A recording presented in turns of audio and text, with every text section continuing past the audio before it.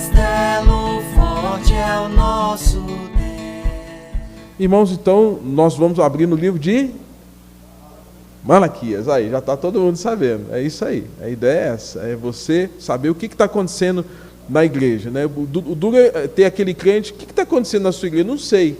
É sinal que não está atento, não está ligado, não está preocupado. E é sinal que também a fé pode se esfriar, viu? Quem não está atento nesse momento, a fé pode se esfriar mesmo. Porque se não tem palavra, se não tem oração, se não tem comunhão, a fé esfria. E as tentações vêm, e aí, como está todo mundo em casa, com o celular na mão, com apenas esse contato, as tentações vão vir, quer sejam reais ou virtuais. Né?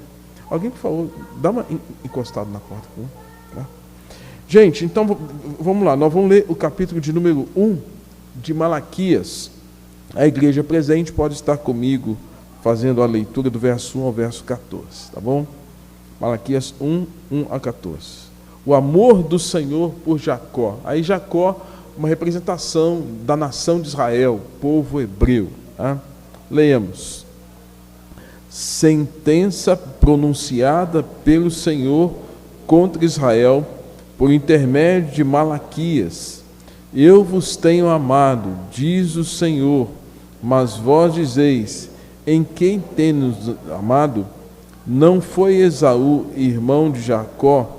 Disse o Senhor: todavia amei a Jacó, porém aborreci a Esaú, e fiz dos seus montes uma assolação, e dei a sua herança aos chacais no deserto. Se Edom diz: fomos destruídos, porém tornaremos a edificar as ruínas, então diz o Senhor dos Exércitos: eles edificaram, mas eu destruirei, e Edom será chamada terra de perversidades, e povo contra quem o Senhor está irado para sempre. Os vossos olhos verão, e vós direis: grande é o Senhor, também fora dos limites de Israel. O filho honra o pai, e o servo ao seu senhor. Se eu sou o pai, onde está a minha honra? Se eu sou o Senhor, onde está respeito para comigo? Diz o Senhor dos Exércitos. A vós outros, ó sacerdotes que desprezais o meu nome, vós dizeis: em que desprezamos o teu nome? Ofereceis para o meu altar pão imundo, e ainda perguntais: em quem havemos profanado? Nisto que pensais: a mesa do Senhor é desprezível. Quando trazeis animal cego para os sacrifícios, não é isso mal? E quando trazeis o coxo ou enfermo, não é isso mal? Ora, apresenta-o ao teu governador. Acaso terá ele agradado em ti e te será favorável? Diz o Senhor dos Exércitos. Agora, pois, suplicai o favor de Deus, que nos conceda a sua graça, mas com tais ofertas das vossas mãos, aceitará ele a vossa pessoa?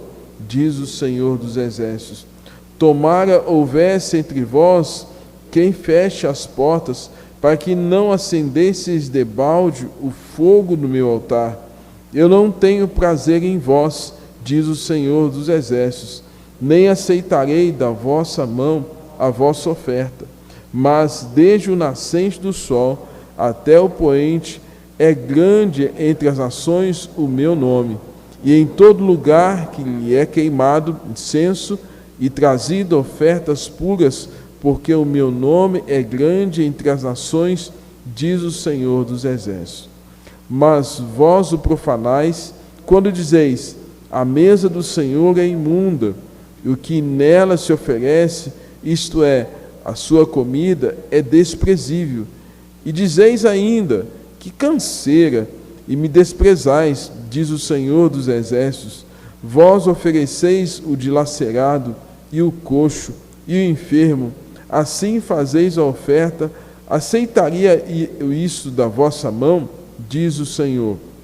Pois maldito seja o enganador que, tendo um animal sadio no seu rebanho, promete e oferece ao Senhor um defeituoso, porque eu sou grande rei, diz o Senhor dos Exércitos, o meu nome é terrível entre as nações. Até o verso 14. Senhor, fala ao nosso coração por meio da palavra. A exposição dela, ela é viva, ela é eficaz, ela pode convencer-nos do pecado, da tua justiça e do juízo. Ó Deus, assim nós contamos com a direção do teu Santo Espírito para discernir aquilo que ela diz, em nome de Jesus. Amém. Irmãos, exposição sobre o livro de Malaquias, né? Então você vai ouvir hoje, agora cedo, hoje à noite, domingo que vem, domingo à noite, onde a gente espera cessar ou encerrar essa exposição, pelo menos 4 pregações, 4 momentos em que nós estaremos estudando sobre o livro de Malaquias. Tá? Malaquias, qual o significado do nome Malaquias? Malaquias significa mensageiro. Então, se você viu um folderzinho lá no WhatsApp, ou então se você viu lá no Instagram da igreja, o mensageiro tem uma mensagem. Então, Malaquias significa mensageiro. Alguns estudiosos chamam o livro de o livro do profeta sem nome, né? Porque alguns entendem que, como é uma mensagem de advertência, alguns estudiosos não atribuem a Malaquias, mas a tradição, a maioria dos estudiosos entendem que foi Malaquias que profetizou 435 anos antes de Cristo, né? A data em que ele anunciou essa profecia. Nós temos os profetas maiores, Isaías, Jeremias, Ezequiel, né? E temos os profetas menores. E dentre os profetas menores, nós temos aqui a figura de Malaquias, né? A Bíblia Reformada, ela cita o seguinte no seu comentário acerca do propósito do livro, ou seja, para que esse livro foi escrito? Qual a intenção de Deus em nos presentear, porque é uma boa nova. Uma boa nova, esse livro é uma boa nova, é uma boa notícia para nós, né? Embora seja de advertência, mas que nos chama a atenção, que chamava a atenção de Israel acerca de Deus. Qual a intenção, qual o propósito? A Bíblia Reformada, ela diz assim, que Deus levantou o profeta para despertar o povo do cinismo e do ceticismo.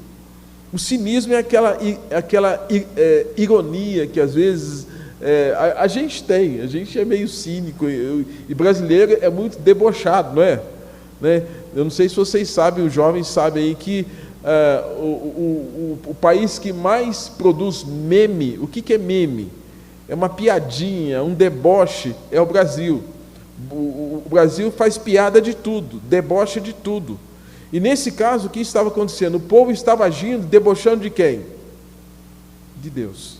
Por isso que Deus levanta o profeta para o quê? Para confrontar uma atitude cínica que o povo estava tendo. E o ceticismo, a ideia do ceticismo, a incredulidade. O povo estava cético, não acreditava mais nas promessas, nas ações de Deus. E com o tempo, isso trouxe problemas na relação de Deus com o seu povo. E também para confrontar o povo ante uma adoração morta.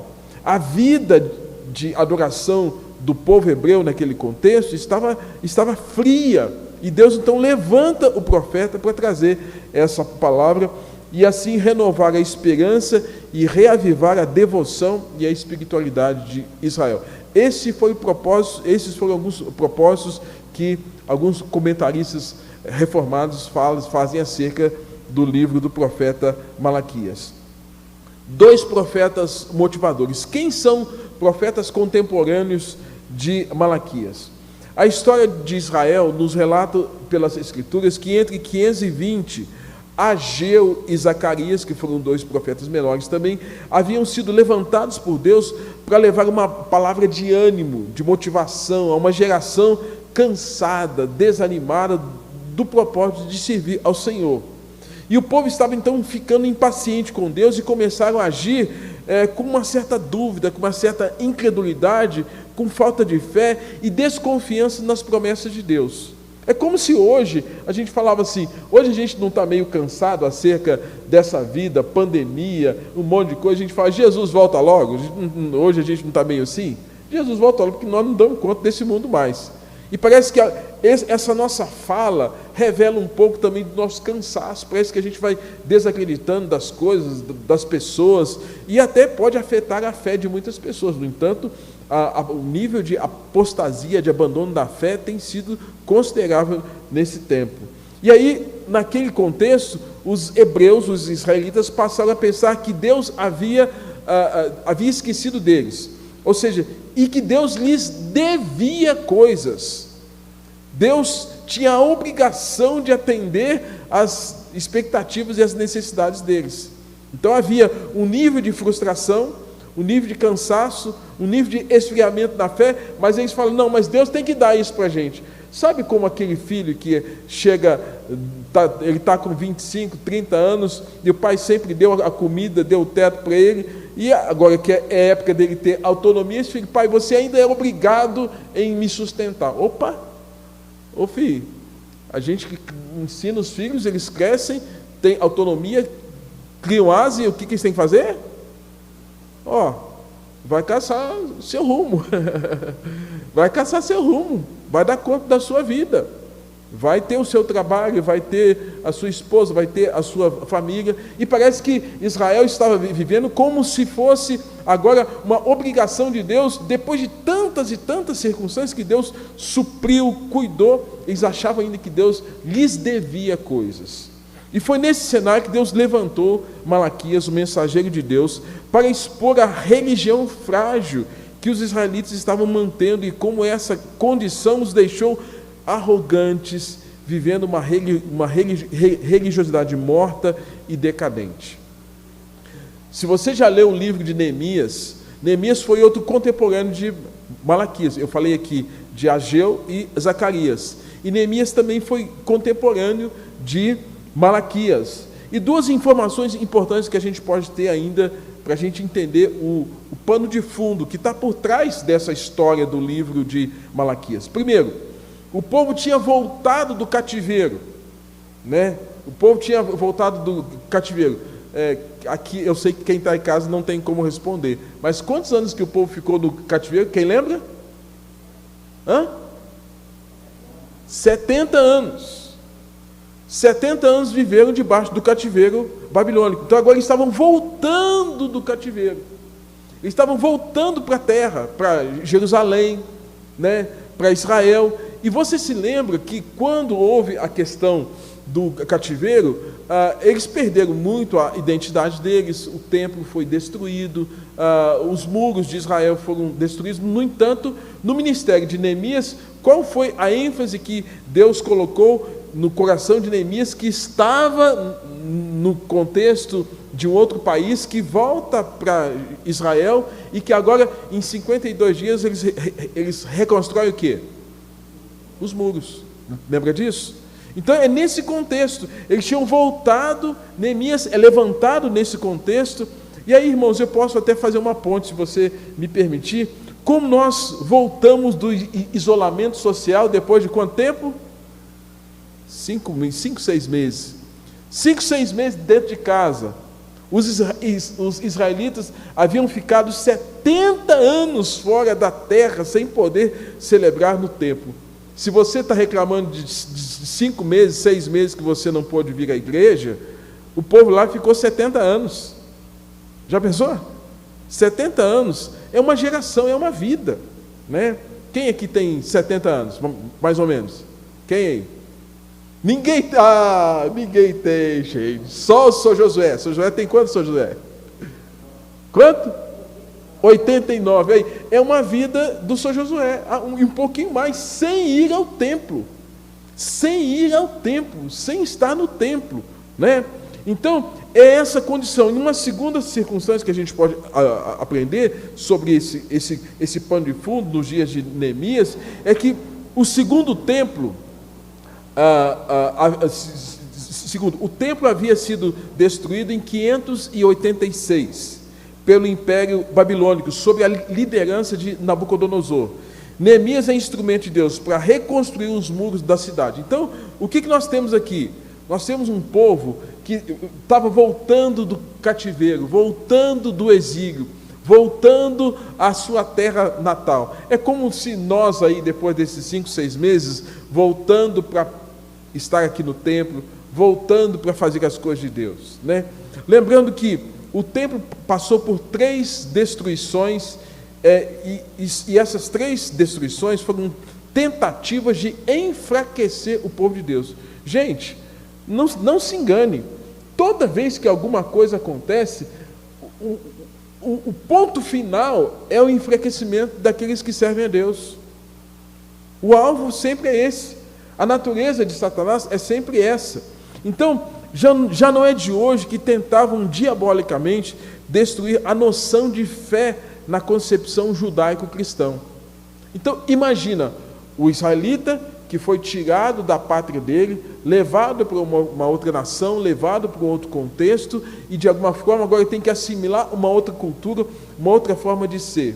A minha filha que está fora está vivendo muito isso. Pai, que saudade que eu tenho do Brasil, nós temos de tudo.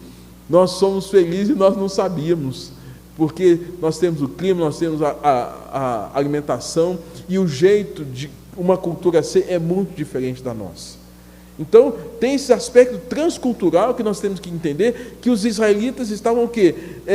Agora que foram afastados daqueles símbolos, o templo, o muro, a cidade, o tempo passou e, como disse, eles estavam enfraquecidos espiritualmente. Segundo, que a gente pode ver aqui, tentaram calar a voz da oração de Daniel. Você se lembra lá que naquele período de Nabucodonosor e Belsazar, um dos decretos que houveram ali foi para que ninguém fizesse oração. Você se lembra disso? É nesse contexto aqui que nós estamos tendo, em que o pano de fundo é esse momento que o povo está voltando para casa, e que lá atrás várias ações foram feitas para impedir o povo de Deus de buscar o Senhor, de estar na presença de Deus.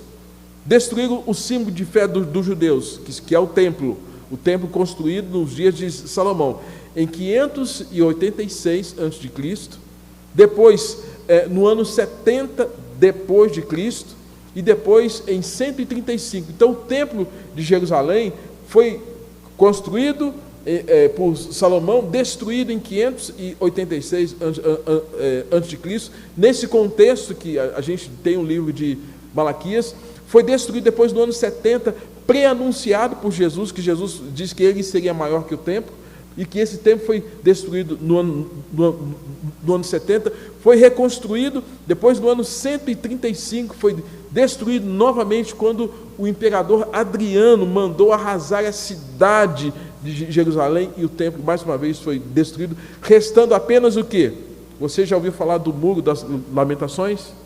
É o resto do que era o templo nos dias de Salomão, nos dias em que ele foi reconstruído. O que restou foi aquilo ali, que é chamado hoje de Muro das Lamentações. Tá? Então, em alguns momentos, esses ataques enfraqueceram o povo de Deus, mas Deus sempre surpreende, reacendendo a fé de seus filhos. Então, nesse período, é o que a gente chama de período pós-exílico, ou pós-exílio, onde Deus está chamando o povo de novo para uma adoração genuína. Então, se a gente pensar aqui, né, eu acho que eu não tenho agora como fazer uma conta de cabeça aqui, a proporção de 70 anos para 6, 7 meses. É 0,0 alguma coisa em relação ao que nós hoje passamos. Nós ficamos 6, 7 meses sem vir ao templo. Eles passaram 70 anos. E naquele tempo, naquele contexto, esses 70 anos trouxeram coisas boas, mas coisas ruins. Mas uma das coisas que houve enfraquecimento da fé do povo hebreu. Como talvez tenha havido enfraquecimento da fé de muitas pessoas, mas também uma oportunidade de cada um de nós ser provado em relação à nossa devoção. Gente, é nesse cenário, o pano de fundo é esse, que Deus então levanta o mensageiro. E esse mensageiro quem é? Malaquias, tá? Então Deus se revelou a ele, e você vai ver lá no verso de número 14, como Deus se revelou ao povo de Israel. Então, como tal, ele deveria ser, ele queria ser adorado.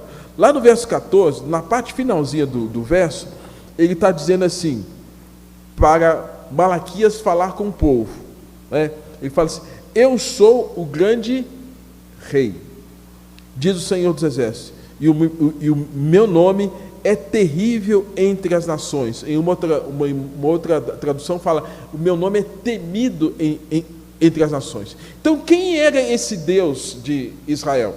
Era esse Deus que chama o Senhor dos Exércitos.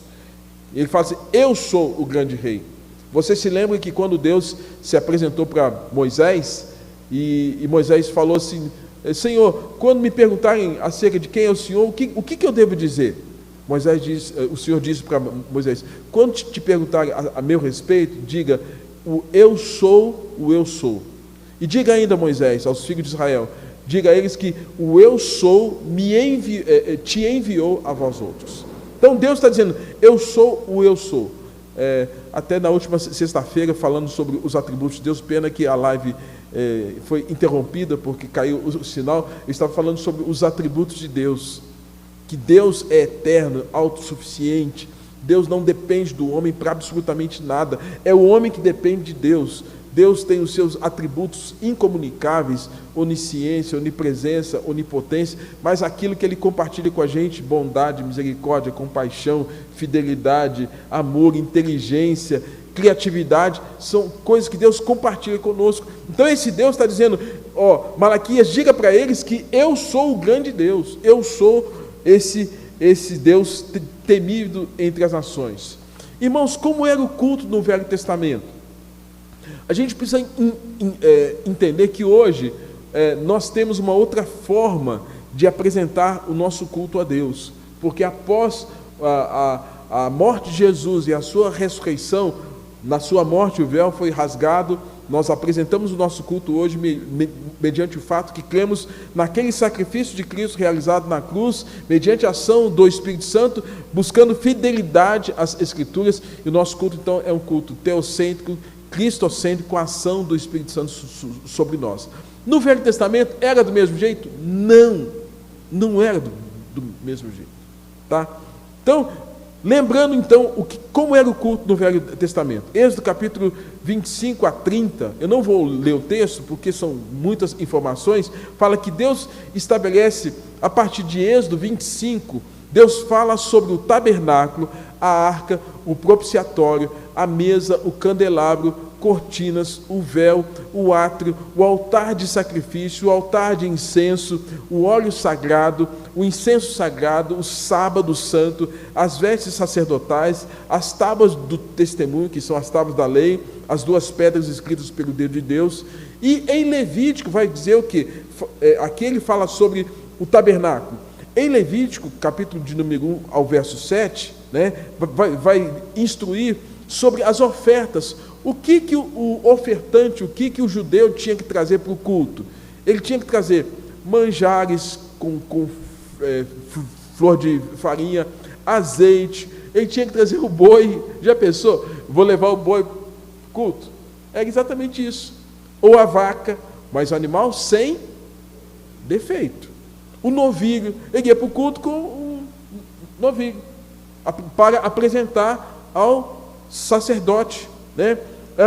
Pombas, que nesse caso, pombinhos trazidos para pecados ocultos, um carneiro por um pecado por sacrilégio, uma oferta de gratidão, ofertas pacíficas, era apresentado bolos, asmos com azeite, e não deveriam comer gordura de animal dilacerado. Então, depois Levítico capítulo 10 ao capítulo 16 fala do tipo de animal que Deus não aceitava para o culto. Então hoje você pega o seu carrinho, né? Ou pega o seu busão lá e vem para o culto. Aí vem você, mas você hoje não precisa trazer nada, a não ser seu coração. E hoje, como nós não temos mais uma vida agrária, a nossa forma de ofertar a Deus também é traduzida através do dinheiro, porque é a forma monetária que como nós temos. Nós ofertamos a Deus por meio do dinheiro. Naquele contexto, o animal tinha valor. E esse valor era atribuído como oferta a Deus. Então era assim que acontecia o culto no Velho Testamento. Hoje está muito mais fácil, né? Muito mais fácil. Gente, entendendo isso, o que Deus estava vendo acerca do povo hebreu? 4 situações que eu quero destacar. Primeira delas, eu disse aqui que Deus ele está usando o profeta Malaquias para fazer uma advertência, chamando atenção. Aqui a expressão que é usada, a sentença é uma advertência, é uma profecia, é uma palavra, né? Para aqueles que às vezes são muito sensíveis, eu posso dizer assim, Deus está dando uma dica santa para você, uma dica santa. Porque, não, mas Deus dá sentença, porque Deus está puxando a orelha, Deus está chamando a atenção. Mas eu vou na igreja para Deus chamar a minha atenção. Sim, você vem na igreja para Deus chamar a sua atenção. Então, se você é muito sensível, eu vou dizer, Deus está dando uma dica para você, tá? Uma dica santa. Presta atenção nela. Verso 2, ele fala assim: eu vos tenho amado, diz o Senhor, mas vós dizeis, em que nos tem amado? Deus começa então, de maneira até um tanto, digamos, usando até da ironia que o próprio povo hebreu estava tendo com ele, Deus começou a fazer perguntas que o povo estava se dirigindo a ele, e ao mesmo tempo Deus estava respondendo às perguntas que esse povo estava se dirigindo a ele, e ele, Deus, respondendo. Então Deus colocou na boca deles uma palavra. Às vezes a gente diz assim, não coloque na sua boca palavra que não diz, não é? A gente não fala isso. Mas Deus está fazendo isso. Deus está colocando na boca deles uma palavra que eles estavam perguntando e que o próprio Deus estava respondendo. Eu vos tenho amado, diz o Senhor. Mas eles estavam dizendo, Senhor, como é que o Senhor tem nos amado? Gente, então, a primeira dica que ele estava dando para o povo hebreu: parem de pensar que não vos amo. Parem de pensar que não vos amo. Deus havia manifestado o amor para com o seu povo, muitas vezes e de muitas maneiras. Mas Israel parecia não contentar com a maneira, a intensidade com que Deus os amava. E viviam pedindo uma prova do amor a Deus. Uma prova de amor a Deus. E como disse aqui na introdução, a maneira como estavam pedindo a prova de amor era que Deus lhes desse coisas. Deus, se o Senhor gosta da gente, dá coisas para a gente, dá bens para a gente. Era essa forma como eles estavam pensando que Deus deveria manifestar o amor dele para com a nação de Israel. Lembrando que lá no livro de Deuteronômio, capítulo 7, você pode conferir depois, capítulo 7, verso 7, Deus já havia dito, e dito que amava aquele povo. Deus já havia dito, e aí o texto diz o seguinte: não vos teve o Senhor afeição, nem vos escolheu porque fosseis mais numerosos do que qualquer outro povo, pois eres o menor de todos os povos, mas porque vos amava. E para guardar o juramento que fizera aos vossos pais, o Senhor vos tirou com mão poderosa e vos resgatou com mão da casa da servidão. Quando é que Deus disse que amava a nação de Israel? Lá atrás. Nós precisamos, irmãos, estar atentos, porque às vezes a gente fica como aquela, me perdoem, aquela mulher carente que o tempo todo precisa que o marido fale com ela que ele a ama. Mas ele prova o seu amor não somente com palavras, mas com atos, com a presença, com afeto, com carinho, com atenção.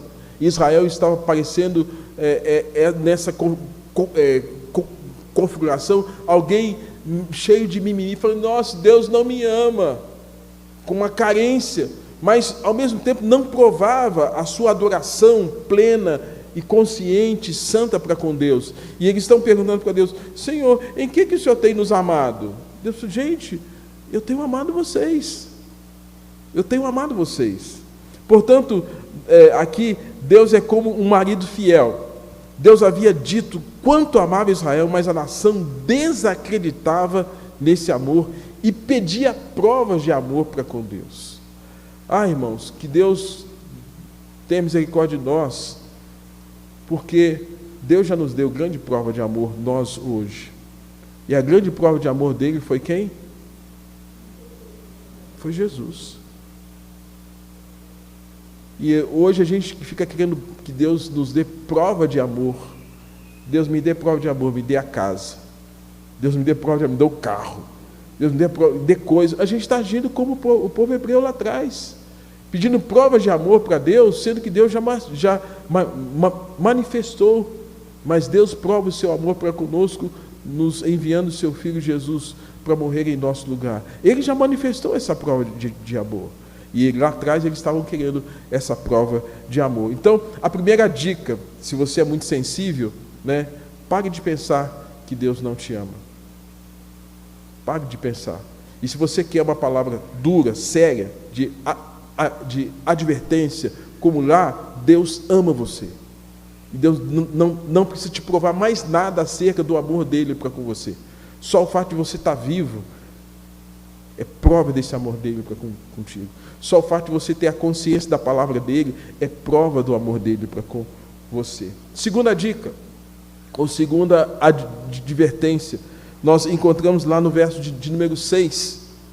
No verso 6, diz assim: o filho honra o pai e o servo ao seu senhor.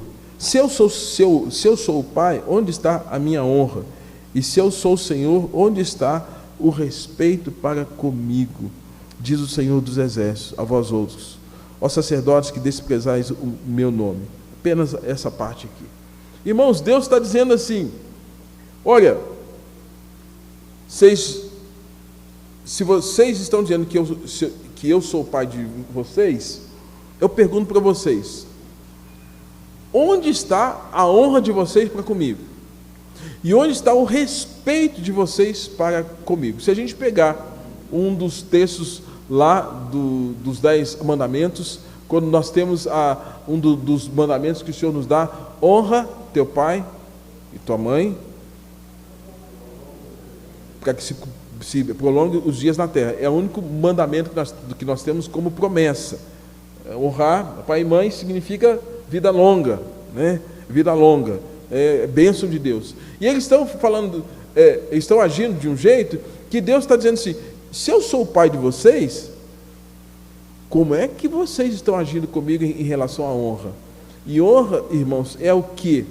Honra tem a ver com esse respeito, com essa devoção, com o fato de atribuir louvor, o reconhecimento da grandiosidade, como nós cantamos aqui, E aí, eles estão sendo postos diante de uma situação que eles querem coisas, mas não querem honrar o pai. Eles querem coisas, mas não querem honrar o pai. Então eles querem apenas as bênçãos do pai.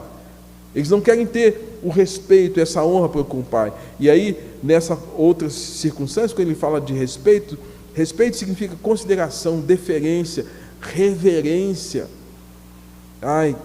É triste quando a gente vê hoje alguns filhos, a maneira como eles reportam aos próprios pais, com falta de honra, com falta de respeito, com falta de reverência em relação à figura do pai ou à figura dos pais, e como isso, irmãos, é complicado, porque aborrece o coração desse pai que deveria receber essa honra, esse respeito. E aí me remete ao texto de 1 João capítulo 4, verso 19, quando fala assim: nós amamos porque ele nos amou primeiro. Se alguém declarar eu amo a Deus, porém odiar a seu irmão, é mentiroso. Porquanto quem não ama o seu irmão a quem vê, não pode amar a Deus a quem não enxerga, a quem não vê. Eles não estavam amando esse Deus, não estavam revelando amor para com esse Deus. e por isso não honravam e nem respeitavam. Então, era esse povo que estava se apresentando diante de Deus para pedir coisas, e não para desfrutar da companhia do pai, né? Quando tem um filho que honra o pai, o que ele mais deseja é estar com esse pai, ainda que seja nos últimos anos, nos últimos dias de vida desse pai da terra.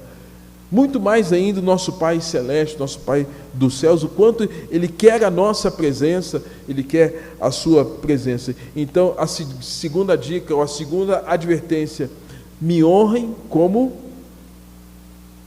Pai. Deus quer a sua honra como Pai.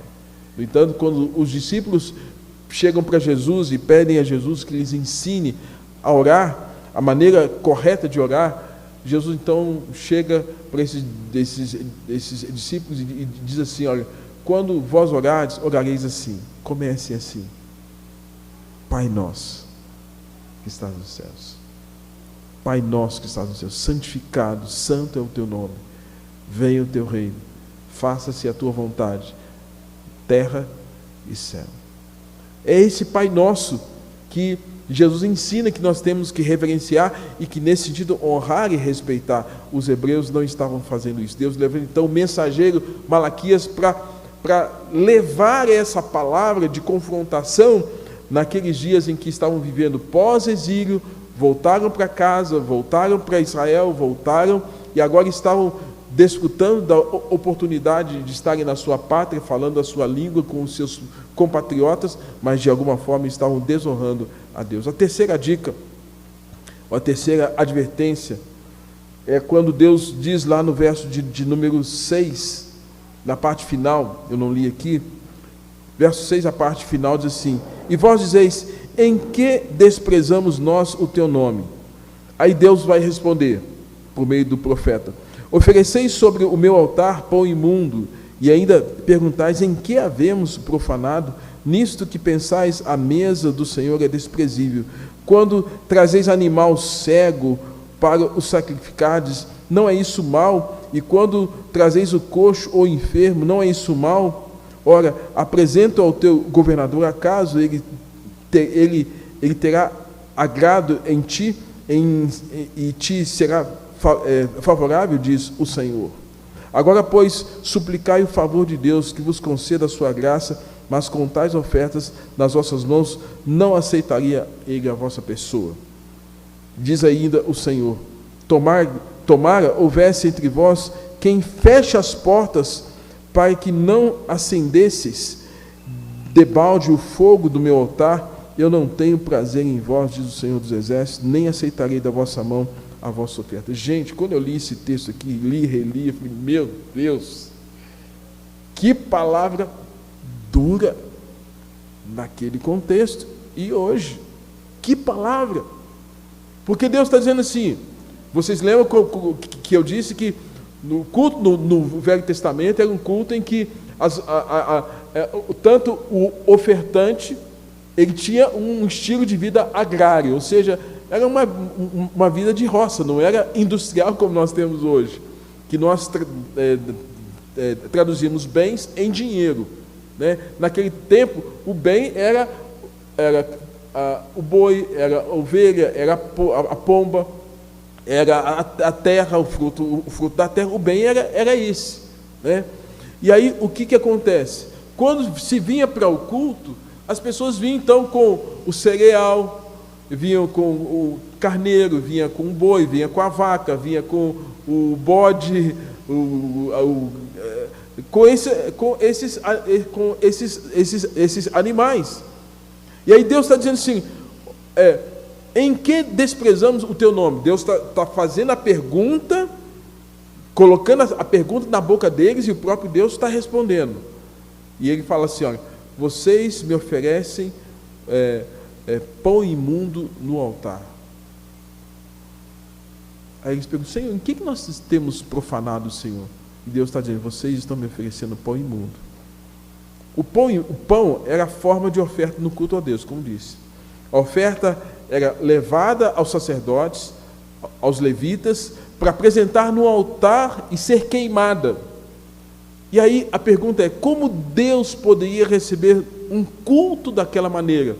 O indivíduo sai de casa, sai lá do campo, lá nos arredores de Jerusalém, vai para o templo, e ele vai, sabe com o quê? Com um animal cego. Aí eu vou pegar esse ceguinho aqui e vou levar para o culto. Ele vai e pega uma vaca coxa, um boi coxo, ou seja, manco, com defeito, e leva para o culto. Ele pega um pão, a gente sabe hoje, né, um pão hoje, 2, 3 dias, deixar e já está o quê? Está mofado. Ele pega aquele pão mofo, eu vou levar esse culto, isso aqui para Deus. Gente, longe de mim falar disso no aspecto financeiro. É importante a gente entender que essas eram as ofertas que eram trazidas para Deus. O povo estava trazendo animal coxo, animal imundo, bolo embolorado, e falando, sacerdote, é isso que nós estamos prestando para o culto a Deus. Aí, naquele momento que ele acende que está acesa o altar, apresenta aquilo ali, coloca diante do altar, e Deus fala assim, eu vou receber isso. É isso que está acontecendo. Terceira dica, parem de me oferecer pão imundo, animal coxo ou doente, porque o povo estava agindo assim. E muitas vezes, irmãos, nós fazemos isso, porque achamos que Deus deve receber o quê? Qualquer coisa. Deus recebe qualquer coisa. A minha intenção é que vale. E às vezes a gente acha que Deus deve receber qualquer coisa. Nós temos que avaliar isso e muitas vezes questionamos por que Deus não nos tem abençoado tanto quanto deveríamos. E a pergunta que devemos fazer é, em nossa geração nós temos oferecido pão imundo ao Senhor? Nosso culto individual tem sido santo ou imundo? Nossos cultos congregacionais têm sido santo ou temos trazido animal manco, coxos para o altar do Senhor? É importante lembrarmos de Jeremias 48:10. Maldito aquele que fizer a obra do Senhor relaxadamente, maldito aquele que retém a sua espada do sangue. Deus estava mostrando àquele povo que precisava mudar a sua atitude em relação ao culto.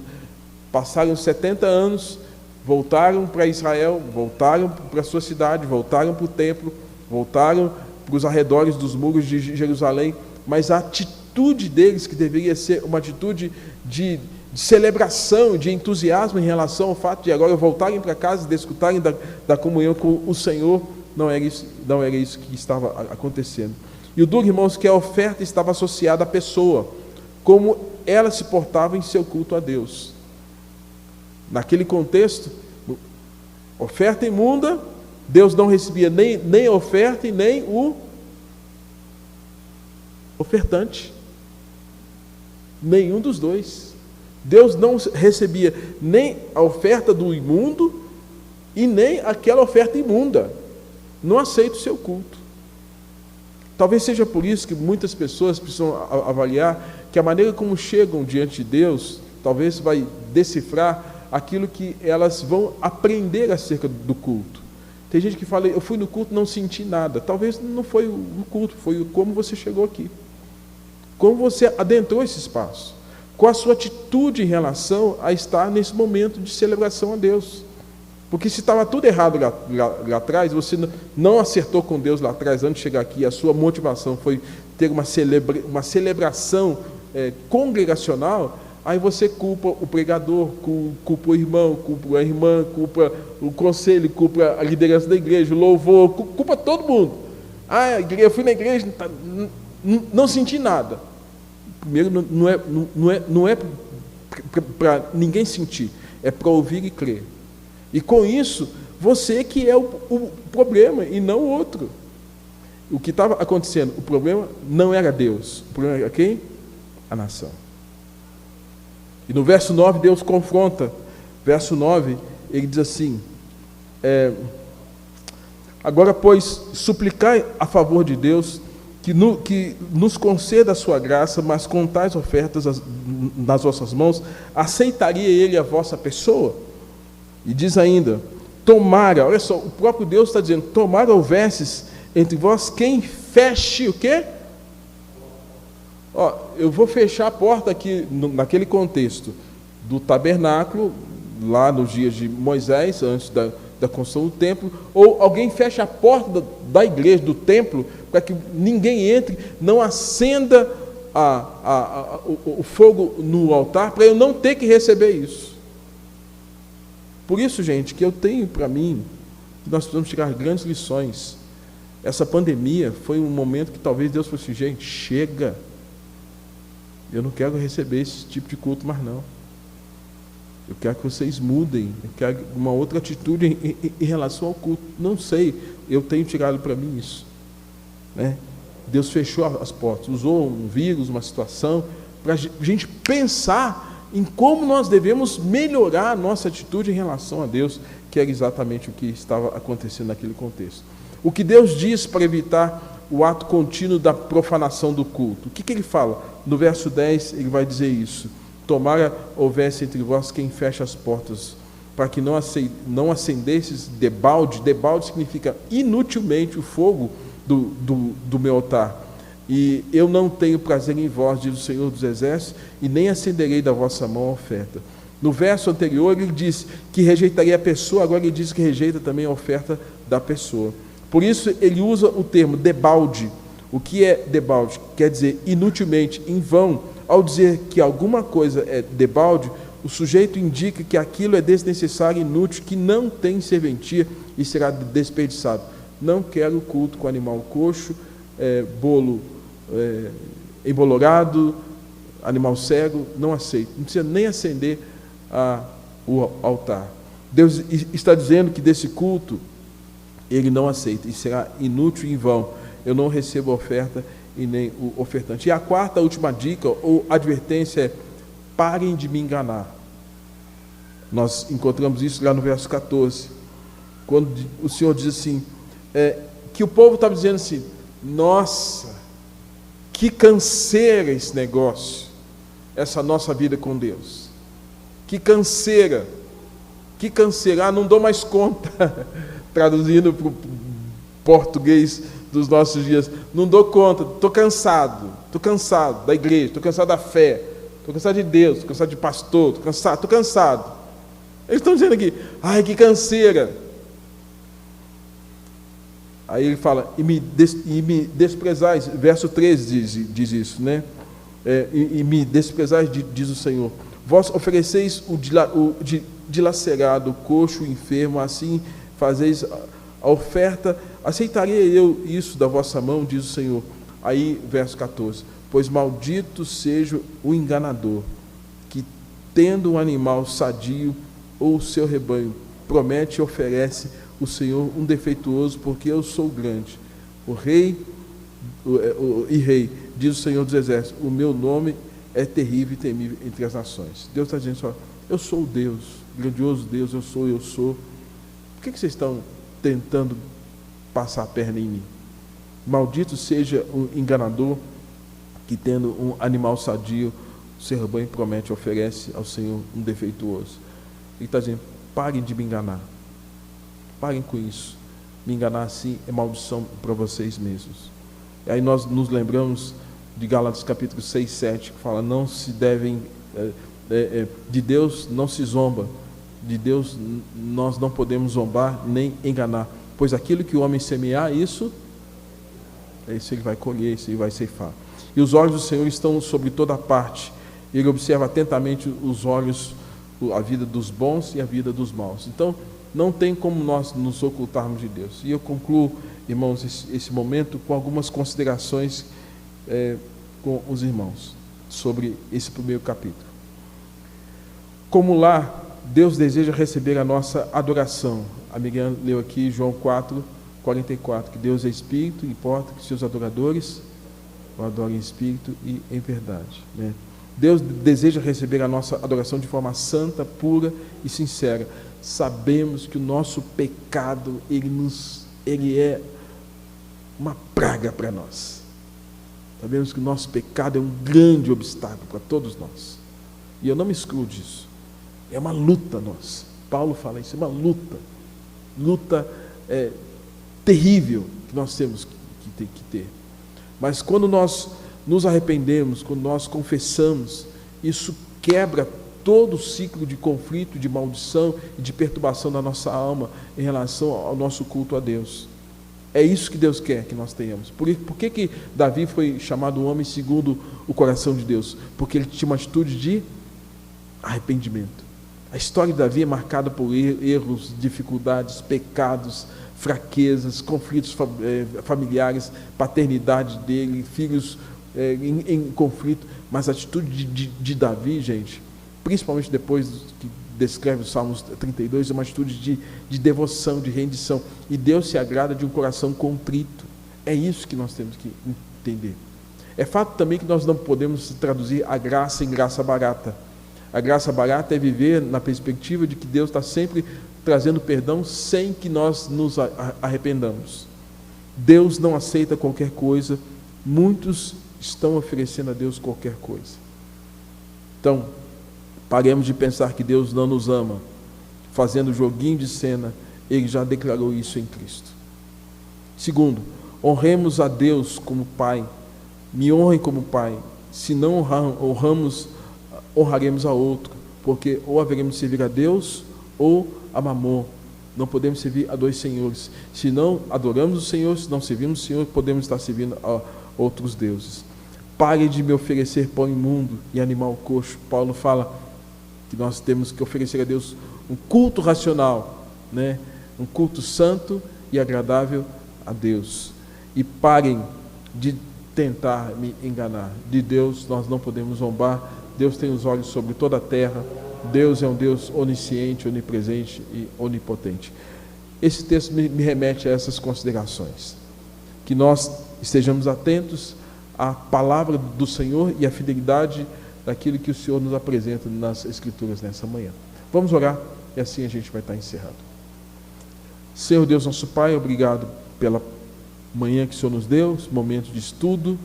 Que o Senhor nos abençoe e traga sobre nós, ó Pai, cada vez mais o entendimento da Tua palavra e traga sobre nós esse princípio de uma adoração santa, uma adoração a Deus em que a nossa vida, desde o nosso dormir, o levantar, o trabalhar, o conviver em família e outras atividades de trabalho, de estudo, sejam traduzidas numa adoração, numa liturgia de um culto vivo, santo e agradável ao Senhor. E desperta o nosso coração para que nós não vivamos como naqueles dias, ó Pai, em que ironicamente estavam agindo como se o Senhor os tivesse abandonado. Ó Deus, tenha misericórdia de nós. E ó Deus, traga-nos à noite para ouvir a Tua palavra e estreitarmos mais a nossa comunhão com o Senhor. Em nome de Jesus. Amém.